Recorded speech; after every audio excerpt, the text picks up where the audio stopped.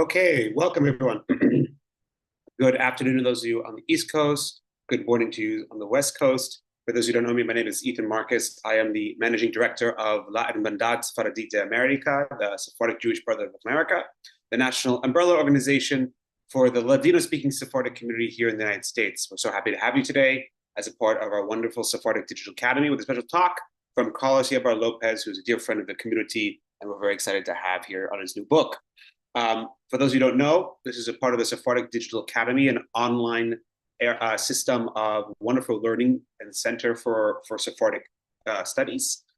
Everything from Sephardic cooking, Sephardic history, culture, Ladino 101, and more. If you're interested in learning more about all our other programs, please check out our website at sephardicbrotherhood.com/Sephardic Digital Academy. So today's speaker, we're happy to have here Carlos Yabar Lopez, who is a PhD from New York University and is assistant professor in Spanish linguistics at California State University, Fullerton. He's worked as a Ladino instructor at Oxford University's School of Rare Jewish Languages and as CEO of Ladino 21, community interest company, a public outreach initiative, and digital archive devoted to grassroots documentation of Ladino. Without further ado, I'm going to pass over the floor to Carlos to begin his talk today on his wonderful new book, Ladino on the Internet. Whenever you're ready, Bechavod. Shalom, everybody. Welcome to this presentation. Thank you very much, Ethan and the Sephardic Brotherhood for organizing this event. And thanks to everybody for being here today. I'm really excited to share the main insights of my new book, which, as you know, can be downloaded entirely for free. And without further ado, I'm going to start said presentation. I will leave questions for the final 10 minutes. If you have them and don't want to forget them, you can write them down, perhaps post them in the chat, but I will be taking them in the last 10 minutes, yeah? So this is the book in question, Ladino on the Internet, Sefarad 4. Again, you can just Google it and download it for free entirely. Each and every chapter is open access. And I'm going to explain why it came about and the different sections. So this is the table of contents. And as you can see, the book is divided by the different stages of the web, 1.0, 2.0, and 3.0. I will explain what those mean later. I wrote this book while I was doing a postdoc at UCL, at the Hebrew and Jewish Studies Department, which is the only Hebrew and Jewish Studies department in the entire UK. And mostly it is devoted to Hebrew and Yiddish, and to some extent also Aramaic, which means that I was the only specialist in Ladino. And that allowed me to establish a dialogue between the revitalization of Ladino on the one hand, and similar initiatives apropos Yiddish. So each chapter in the book also includes a comparison vis-a-vis similar initiatives apropos Yiddish. The framework that I have adopted is revivalistics, which is due to Gilad Zuckerman, who is a language professor in Australia, the University of Adelaide.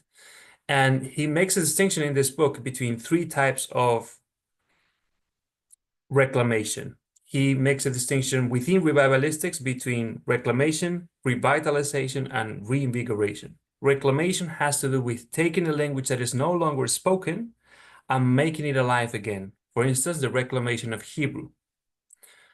Reinvigoration has to do with preserving a language that is endangered, but it still has a strong intergenerational transmission, for instance, Yiddish. So we speak about the reinvigoration of Yiddish for that reason. And finally, revitalization only applies to endangered languages whose intergenerational transmission is very limited, such as Ladino.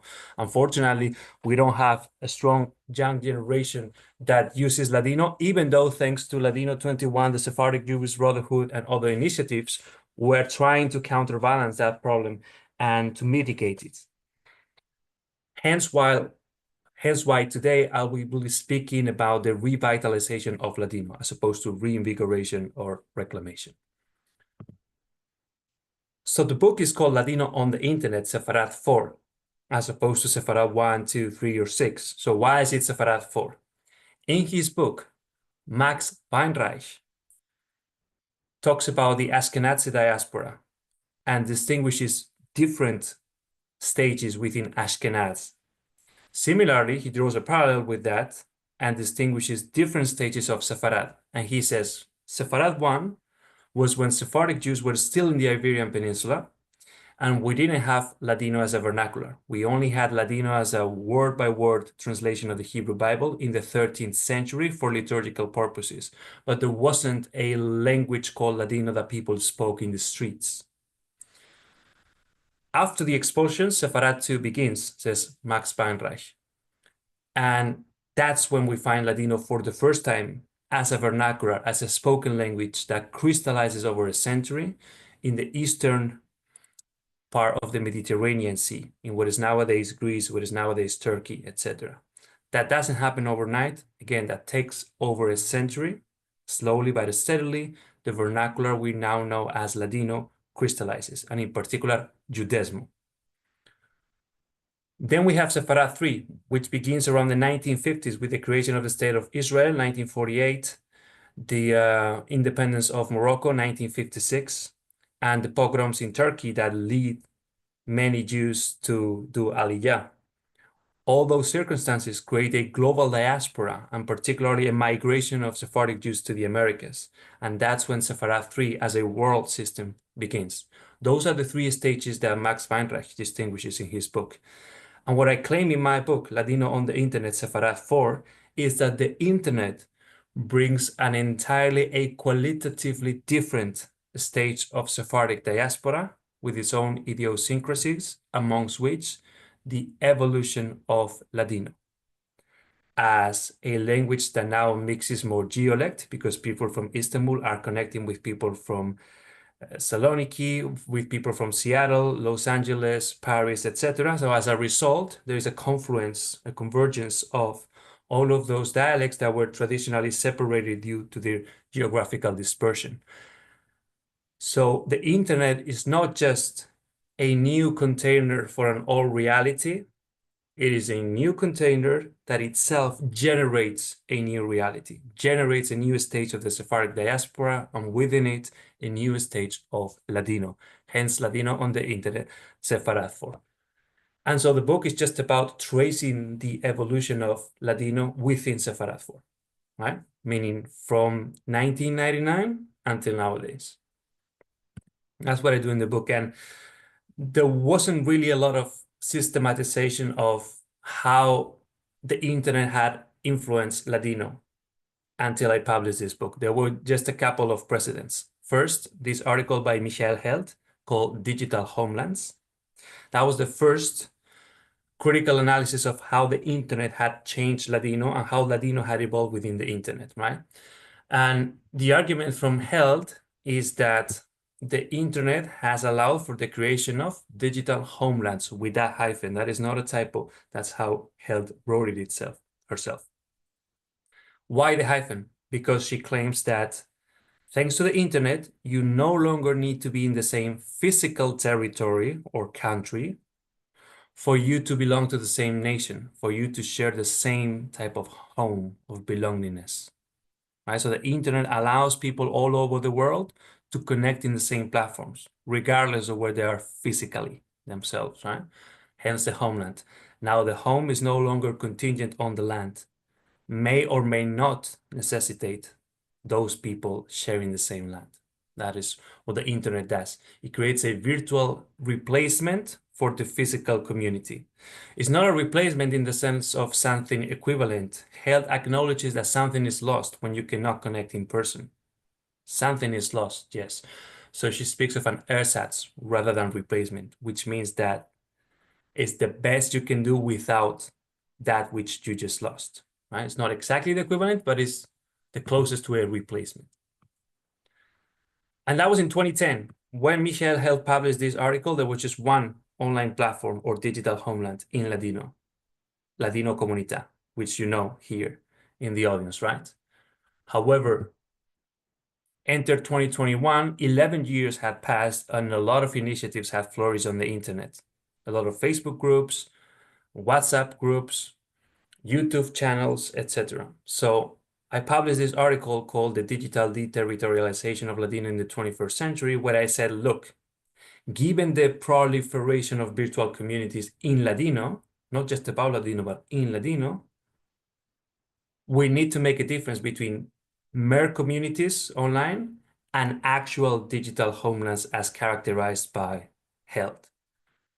It's not just because you have a virtual community that you therefore necessarily have a digital homeland. It takes more than just a virtual community, a group of people being together in the same virtual space for that virtual space to deserve the label of digital homeland, right? And what does it take?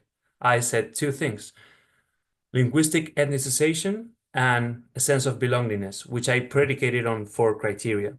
The use of Ladino, right? If your virtual community is about Ladino, but it doesn't use Ladino, then it's not really a virtual community, which is why I'm making the effort today of utilizing Ladino on the slides at least. Then Sephardic voice. If you speak on behalf of Sephardim, but Sephardim themselves don't have the last saying in an initiative that concerns their historical language, then it's not really a digital homeland, is it? Interaction. There needs to be the possibility for people to interact with each other, not just one person speaking and the rest listening passively, but people being able to pose questions, to challenge ideas, etc. So the interaction mode needs to be many to many, not just one to many. And finally, signatures with name, surname, and place. There are certain names and alcunias and places that are emblematic or iconic of the Sephardic diaspora. So anytime we hear Izmir, or we hear Amado or Aguado, something pops up in our mind that makes us experience that sense of belongingness. So it's important to include the name and the place from which we're writing, as we do, for instance, in Ladino Comunidad, right? It creates a sense of connection and belongingness. So those were the 2 precedents: Michael Held and this article by myself. Other than that, you could find articles about Ladino Comunidad, small references about Facebook groups, but there was never a systematic, comprehensive analysis of the relationship between the internet and Ladino. Those were the only 2 precedents.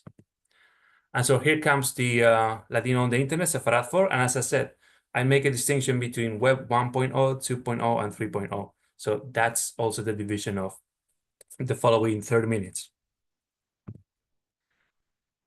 This is the table of contents, as I said. So let's break it down. The Web 1.0. This is how it all began. The Web 1.0 begins in 1994. People were not sure how the internet was going to evolve. Was it something serious? Was it dangerous? There was a lot of uncertainty. Kind of like how people think nowadays about AI. And the first initiative was Ladino Comunidad, created in 1999 by Rachel Amado Bornik, un sitio donde el judeo español vive, as you can read on the screen. There were other email lists, the Ladino Culture Forum, which is no longer active, or Sefaradi Muestro, which is still active, but none of them were as popular as Ladino Comunidad. So Ladino Comunidad, the idea of it, right, was born in Israel during this Congress, the primer coloquio internacional sobre la escritura y la ortografía del Ladino, right, the first international colloquium about the writing and orthography of Ladino. And Moshe Shaul, Zichrono Livracha, was the person who suggested the creation of one such email list. However, the person who implemented that idea was Rachel Bornik, right? Hence why we credit Rachel with rightly so, with implementation of Ladino Comunidad, right? And the idea is that Ladino was going to be preserved on the internet on the proviso that it be written in the Latin script according to the Aquí Jerusalem orthography, which you can now see on the screen. So that tied the revitalization of Ladino to its being written in the Latin script according to the Aquí Jerusalem orthography. And that has pros and cons. The pros is that we have a uniform orthography that everybody can follow, and it has been successful. It has proved successful when it comes to attracting people to interact in Ladino on the internet. However, that comes at a cost, which is diversity. Since you're only writing in the Latin script, you're not writing in traditional Hebrew scripts, which some claim are intrinsic to Ladino itself, so much so that Ladino cannot be understood as a Jewish language in the absence of those scripts, meaning Merubah, Rashi, and Solitreo. You're also sacrificing geolectal variety, The geolect that predominates in Ladino Comunidad is the Istanbul one, as opposed to the Selanik one and other historic ones, for instance, from Bitola, etc. And so, and there's only text, right? Because it's an email list. So yes, you can send the occasional link, you can send the occasional attachment, but that creates a host of problems, which we have also seen on Ladino Comunidad, right? So again, advantages, it furthers the preservation of Ladino, but it does so at the expense of diversity, be it in terms of scripts, geolects, genderlects, etc. And now we arrive to Web 2.0, which is where we're at, basically, because Web 3.0 is still in the making, right? By contrast to Web 1.0, Web 2.0, which is what the book is mostly about, 80% of the chapters are about the Web 2.0, is more participative. What I said at the beginning, the mode of communication is many to many, right? Is multisemiotic and is multimodal. What does that mean? Multisemiotic means that we are communicating not just through text, but also through audio and through video. As you know, most of the content consumed on the internet is audiovisual. So this is a very important innovation. And finally, it's multimodal.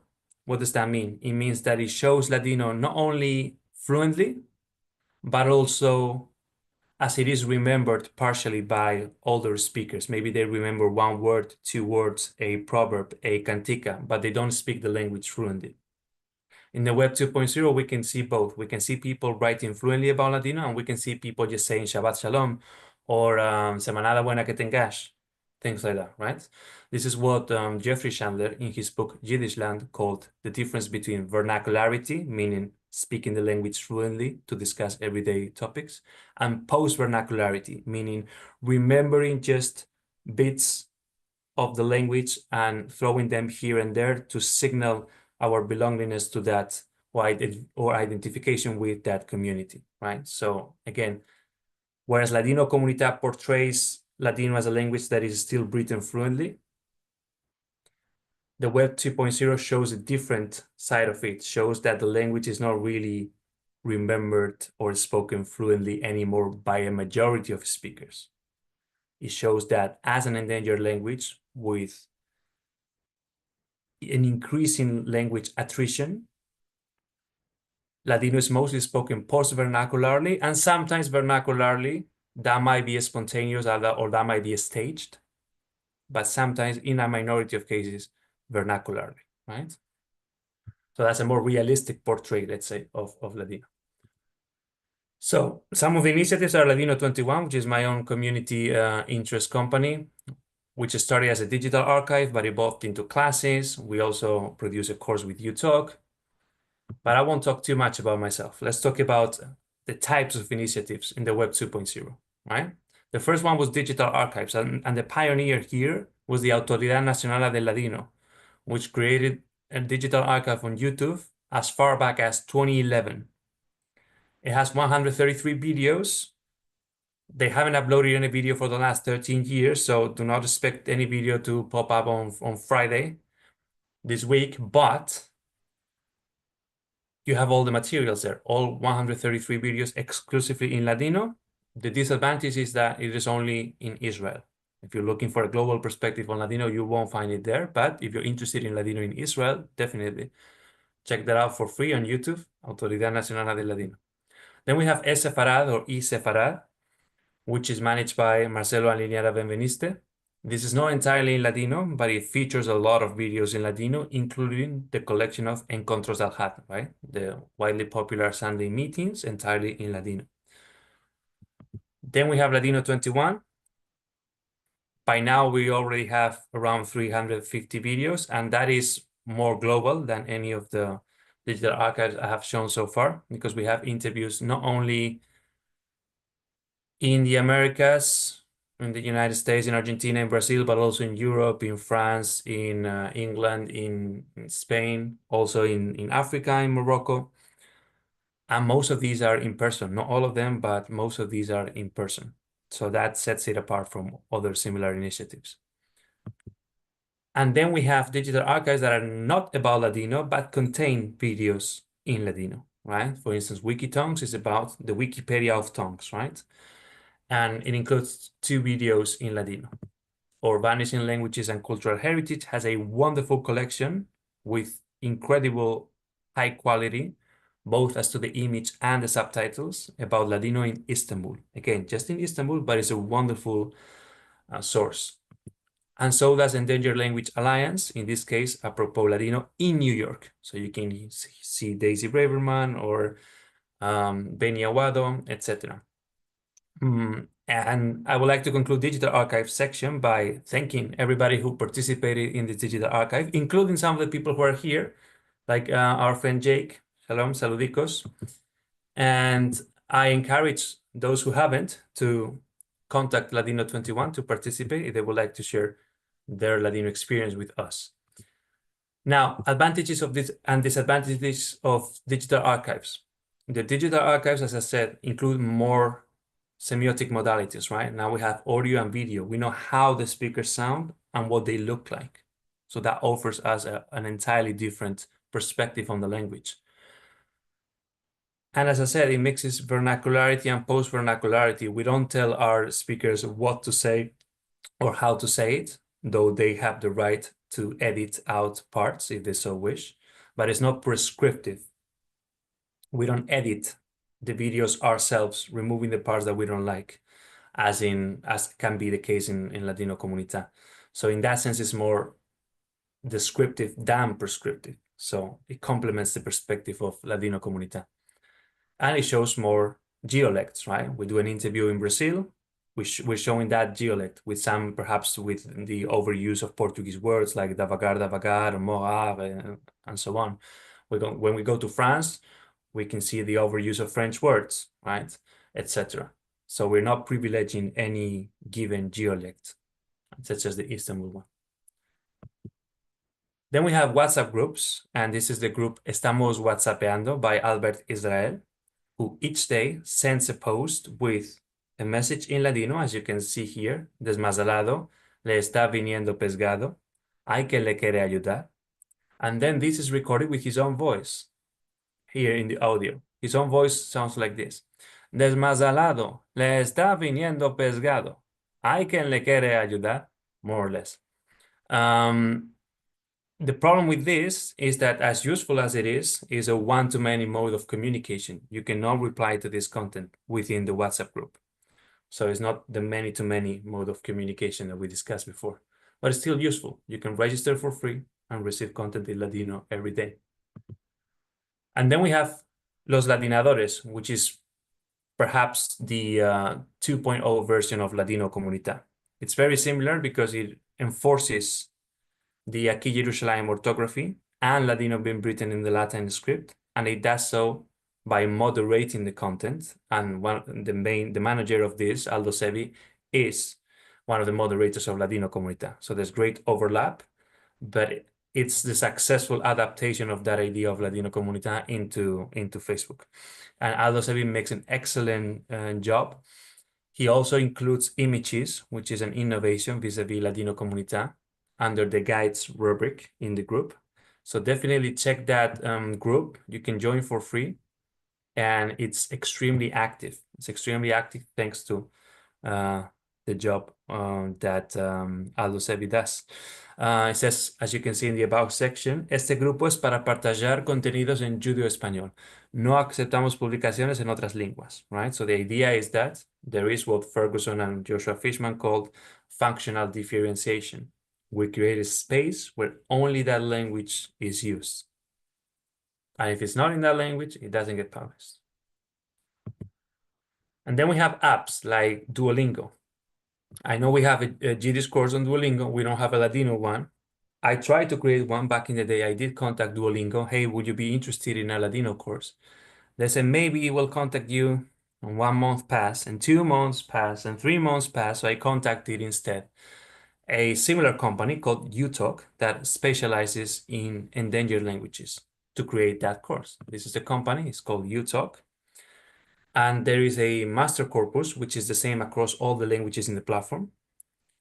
And you have to translate that corpus, add 200 words that are specific of Sephardic culture, and then send it to 2 L1 speakers, so-called native speakers, for them to record that content with their own voices. And then that's it. That is the content of the course. So in our case, myself, alongside Alejandro Acero, translated the master corpus into Ladino, sent it to Rachel Bornik and Benny Aguado, who flew to London to the studio of UTalk and post-edited and recorded the content with their own voices. And so when you go to UTalk, you will hear the voices of Rachel and Benny Aguado. This course is not for free, but it's not expensive either. I think it's around £20 per year. So if that's something you can afford, this is highly recommended. You won't learn deep Sephardic literature of advanced level in this course, nor will you learn Solitreo or Rashi, but you will learn the basics just like you would in a Duolingo course.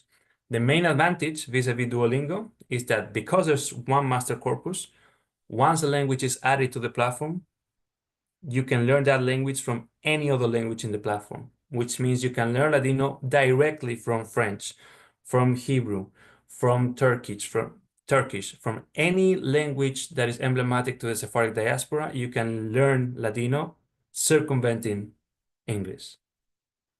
So I think this is an incredible innovation, and also from any other endangered language. You can learn Ladino from Quechua. You can learn Ladino from Shanghainese. So that has never been done in history. And then we have the Zoom Boom. This is probably the most important development in the Web 2.0, even more important than apropos Yiddish, because apropos Yiddish, you already had important internet initiatives before the Zoom Boom. And also, we know there's a demographic of Yiddish speakers that are not keen on the use of internet. So the Zoom Boom was more consequential even in the case of the Ladino community, right? And it turned a necessity into a virtue. The necessity was that there were elderly people, who are the main demographic of Ladino speakers in the world, isolated at home without the possibility of connecting physically with other speakers in the same territory due to the pandemic. That was the necessity. The virtue was that a number of initiatives proliferated to meet that demand of people to connect in a context where that connection could not take place physically.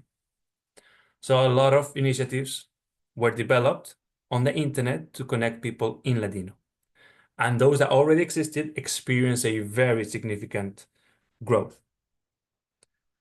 That's why Kenan Cruz, our friend Kenan Cruz, has called this Ladino's renaissance. For this dying Jewish language, COVID has been an unlikely lifesaver. And he's talking about initiatives like this, like the Oxford Center for Hebrew and Jewish Studies, right? Where I teach Ladino and Haketia. And I started teaching this with Ilil Baum back in the day. This initiative brought together more students than any other initiative offline had ever done previously, at least in the 20th century. So when I've taught Ladino in person at University College London, for instance, I had 5 students, 6, maybe 10. Maybe in Israel, there are physical classes that host 30 students. Let's say 50 students, if we want to be generous. However, in these Ladino classes, there were years where we had 300 applicants from all over the world, not just from the neighborhood or the same city, right? And that can only be done through the internet. So that has been very instrumental in the revitalization of Ladino, particularly in Rashi and in Solitreo, which are absent from many other initiatives, as we have seen. The idea of the Oxford Center of Hebrew and Jewish Studies is not to teach people to speak Ladino fluently, but to allow researchers to read and write in Rashi and Solitreo. If you're working with manuscripts of the 18th century in Edirne, you can do that because you know Solitreo, for instance, right? That kind of thing. So it complements the approach of other initiatives. It's not redundant. Then we have the digitalization of publications that already existed or even had ceased to exist for some years. So El Amanecer already existed, but when it was just in paper, it was very difficult to get it, especially for people who are more nomadic like myself. I always had to contact Karen Charjon on the screen here and say, hey, where is your son? Oh, he's in California. Can he send me the paper edition to this address? Well, I just changed my address to this other city. Can you? And it was always very complicated. However, now it's online, so you can go on the website and it's very inexpensive. Again, it might be $20 per year, something like that. And you have access to every new issue and any previous issue ever published in El Amanecer, which is a lot of corpus. Similarly, Aquí Jerusalem, which is the only magazine entirely published in Ladino in the world, had ceased to exist in 2016 because of lack of funding and lack of subscribers. However, it was able to come back in 2020 online because that saves costs. And as a result, now it is also available for free on the internet. You type Aquí Jerusalem, is a week's website, and you have all the issues entirely for free. And it is a very high quality publication because it is highly curated with a very specific orthographic work of edition led by Aldo Sevi as well. And then we have the Sephardic Digital Academy, which is hosting this very talk. And during the pandemic was extremely active, as Ethan said, with initiatives concerning cuisine and Ladino one-on-one courses, book discussions, etc. Still going strong. So that's another initiative that was fostered by or came to experience a huge growth as a result of the pandemic, and that we also discuss in the book. And it included also initiatives like this Yeshiva Minhat Milena, which was a virtual School of Rabbinic Studies hosted by Eliezer Papo. Right? And then probably one of the most successful Web 2.0 Zoom Boom influenced initiatives is Encontros de Al-Had, which means Sunday meetings, Al-Had being Sunday, the first day of the Jewish week. And it features musafires, meaning guests, and balabayes, meaning hosts, that speak for an entire hour in Ladino. And here, the timetable that you can see, Dallas, New York, Buenos Aires, etc., testifies to the global nature of the audience, right? So these are every Sunday entirely for free on Zoom. And then they are uploaded on YouTube to the digital archive of Sefarad, which I showed at the beginning. And finally, we have Netflix series. We have both Kulüp and The Beauty Queen of Jerusalem. Kulüp is Turkish. It focuses on the 1950s pogroms against Jewish minorities in Turkey, which, as I said at the beginning, prompted a migration wave to Israel and the US, for that matter. And it's incredibly well curated. The language coach was Izet Banas. Saludicos desde aquí. And I think part of the success of this series is that a lot of the Ladino speakers were actual Ladino speakers prior to this show, were members of the community, right? And so you could argue that it contains a certain performance of vernacularity, but it's also historically accurate, I would say. So I encourage people to watch the show. In my chapter, which is chapter 5 in the book, I include every single word spoken in Ladino in this show and in The Beauty Queen of Jerusalem. Every single word is transcribed and translated and explained from the perspective of critical sociolinguistics. And the Israel response to that is The Beauty Queen of Jerusalem, which is markedly different around the 1920s, 1930s, 1940s in Israel. And Ladino is spoken more post-vernacularly here, not always by L1 speakers, mostly by non-L1 speakers, meaning these are not community members, but trained actors in Ladino. The language coach is Shmuel Rafael from the University of Bar-Ilan. Again, it's more post-vernacular. I would say the pronunciation, etc., are less accurate than in Kulüp. At the same time, its post-vernacular nature, the fact that there's language attrition, imperfect pronunciation, makes it more realistic as to how Ladino is nowadays spoken in 2025. So I think that to some extent they complement each other. And finally, we have the Web 3.0, which I will discuss in 7 minutes to allow for around 15 to 10 minutes of questions, right? So the Web 3.0, this is just one chapter, is the most controversial of the book. I was advised not to include it. I still included it because I don't see this book as a finalized work, but as something that is open for discussion and is open-ended and might be revised in a second edition, who knows? So what's the difference between Web 3.0 and 2 and 1.0? Is the fact that the 3.0 is decentralized. This is the key word. For all the positive aspects we saw on the Web 2.0, if you think about it, all of these initiatives, Encuentros del HUD, Ladino 21, Los Ladinadores, are managed by and owned by the big five technologies, the big five technology companies, meaning GAMAM, Google, Amazon, Meta, Apple, and Microsoft. All of these platforms belong to one of those. WhatsApp group belongs to Meta. Los Ladinadores belongs to Facebook, which belongs to Meta. Ladino 21 belongs to YouTube, which belongs to Google, right? And so that creates problems because it means that that content can be erased for a number of reasons. And the Web 3.0 suggests a decentralization that could benefit the Ladino-speaking community in that it could lead to a safer form of storage of the content that is already in the Web 2.0 via blockchain, via crypto, etc. And in the chapter, I discussed just two initiatives related to Web 3.0, the metaverse and the Sephardic network state. Now, the metaverse is the idea of a platform that is decentralized and where Ladino speakers can log in with just a username and a password and an avatar that resembles them in real life, such as the ones we can see on the screen.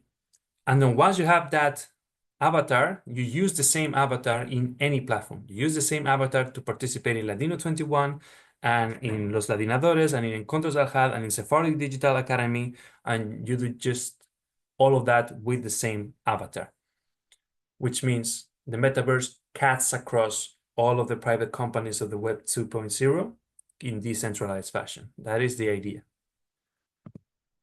And then finally, we have the Sephardic network state, which is probably the more radical idea and the one that is the most controversial. And I explain why very briefly, right, in 5 minutes. The Sephardic network state is an idea developed, the network state, not the Sephardic network state. The network state is an idea developed by Balaji Srinivasan, who is a millionaire from India, who came up with a number of Web 3.0 solutions. I think close to Elon Musk in certain respects, though not necessarily in all of them. There's also some tensions. And the idea, the premise here is that the nation state might not be the best political way of articulating a community. Again, the idea is that the nation state might not be the end-all be-all on how to articulate a community. And I took inspiration from that notion to see in this book how it applies or it doesn't to the Sephardic community. Can there be such a thing as a Sephardic network state, and how would it look like, right? First of all, has the nation state worked for Sephardim? That is a legitimate question, right? When we ask about this polemic concerning passports, oh, should Sephardim apply for a Spanish passport or for a Portuguese passport, right? There was a certain division within the community. Some people say, yes, of course, this will be a retribution or a restoration of my historic rights because I was expelled unfairly or my ancestors were expelled unfairly, and now it will be a righting of the wrong. Other people said, I don't really have any interest because I don't identify myself with the current nation state of Portugal or Spain, right? And with different opinions. However, both take as a frame of reference the nation state. The idea of the network state is there are alternatives to the nation state. You're not obliged to choose between different nation states. You can actually transcend the very framework of the nation state. Into what? Into the network state. So how does that work? In the network state, you start with a virtual community. That virtual community is as simple as a community on the internet that has all its members agreeing to one premise. A premise that not all the people outside of the community agree with, but all the people within the community agree. For instance, Ladino needs to be revitalized in the 21st century. Some people do not agree with this. Some people don't know about Ladino, never heard about it. And some people think it's not a big deal if it disappears. However, all the members of this virtual community believe that Ladino ought to be preserved in the 21st century. Okay. Once you had those members online, then you meet in person. This has happened, for instance, sometimes with Ladino Comunidad, right? You start meeting online and say, hey, we should do a get-together in person and visit Salonika, for instance, right? And there have been multiple experiences. I haven't had the chance of attending, but I would have loved to, right? And other people have. So that's an example of how something that begins online can have a translation into the physical realm. Once that community is large enough, it can acquire its own form of currency. Can acquire, for instance, via crypto. It can create its own crypto coin and then acquire real estate.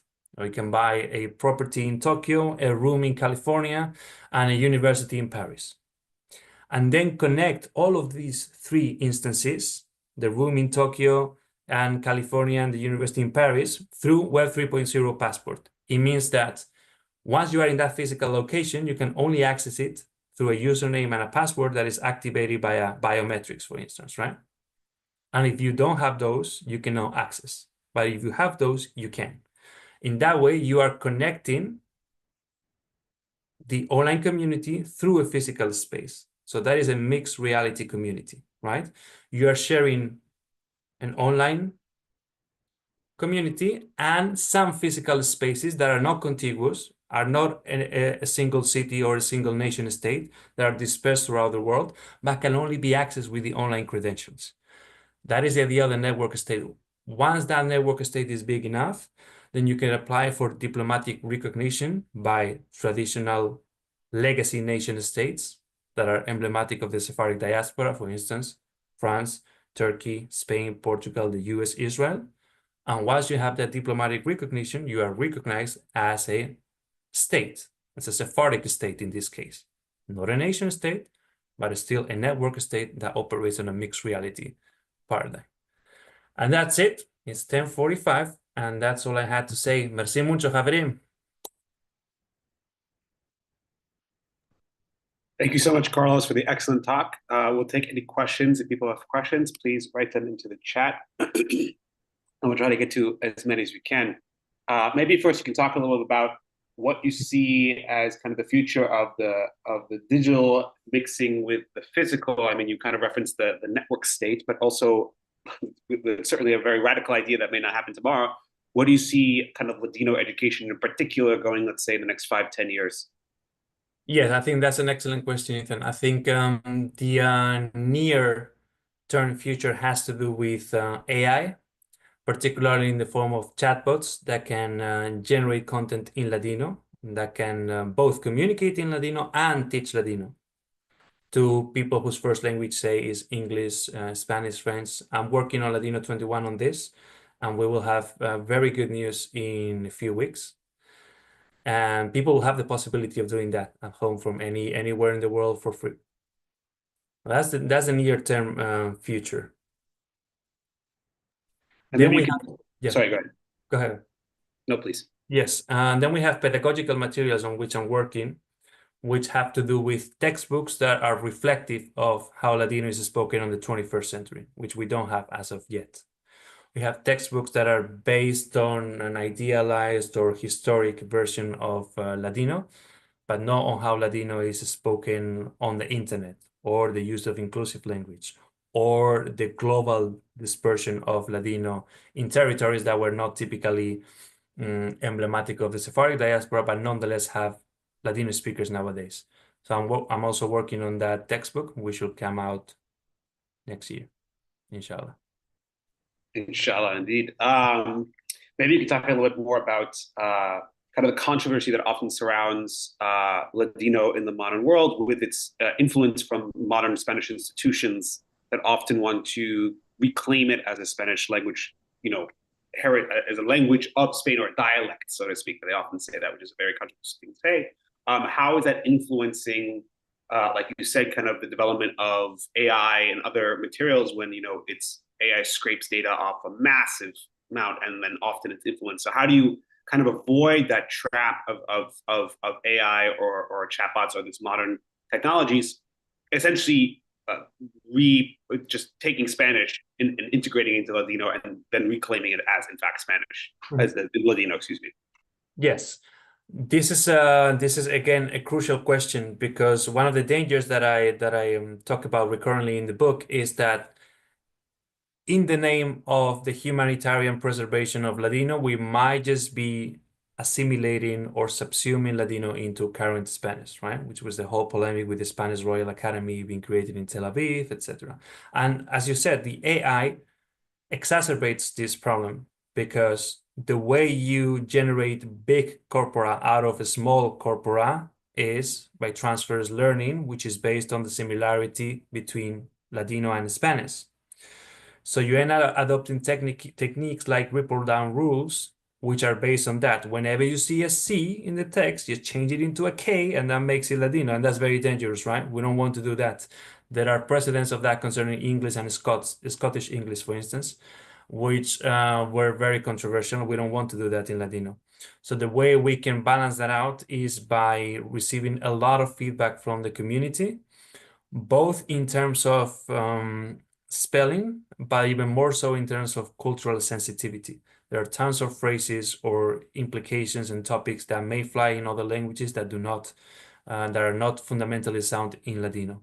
So we need more feedback from the community, and this is a work in progress, right? When I talked about the chatbot, we're going to release a version that we think is strong enough, that has already received extensive feedback from the community, but we know that we will run into problems and into controversies and people who might feel offended. So we're ready for that, but this has been going on for years, so we're confident that 85–90% of the difficulties have already been surmounted. But yes, this is an area of fundamental concern. Okay, we have some questions here from the chat. One over here. Do you think that Ladino will begin to enter mainstream Jewish education, as opposed to mainly being in Sephardic education and more kind of academic linguistics? That's a very good question. I do not consider myself a Jewish studies scholar per se, so I'm not sure I'm entirely qualified to answer that question. What I can talk is my own experience. In the case of UCL, where I did my postdoc and had the chance to write this book, the support to Ladino has been on and off. We had a Jelko Jovanovic in the department for a number of years, but that position couldn't be renewed. And until I came, there wasn't anybody working on Ladino, which means that if there's no faculty working on Ladino, they cannot advise any students interested in Ladino, right? So it trickles down that way. And once I have departed, there is no faculty teaching Ladino. So I can see Ladino making its way into Spanish studies department. I know that initiatives like the Sephardic Jewish Brotherhood and others have succeeded in ideologically transvaluating Ladino, meaning it was seen as something archaic that does not belong in the 21st century. Now I think more and more people agree it's something cool, it's something they're curious about. And I have a lot of students that said the reason I'm in your class is because I think Ladino is so cool, I'm so curious about this. So that will help. That will spike people's curiosity, but will that be enough to make it a current or structural aspect of Jewish Studies department? I'm not sure about it. I'll mention also just from the to answer the question in the chat, just from the Jewish school education system, there is more interest in Sephardic representation in Jewish day schools and Jewish education for the primary and secondary area. The question is whether or not they will start integrating Ladino language. We're not sure, right? Certainly, there's a number of initiatives we've launched, like through our amazing Sephardic Adventure Camp in Seattle, Washington, that's really trying to infuse Ladino, and through our new Vivas Ladino High School Club of America, start infusing that language. but it's a slow process, as everybody probably can understand. It's not easy when Sephardim are the minority, within the minority, and also, frankly, it's a language that is, if it's not active, it's much harder to sustain and show relevance in schools. But there is an increased interest, certainly, within schools in Jewish education, that's for sure. Mm-hmm. In any case, let's see what other chat questions we have here.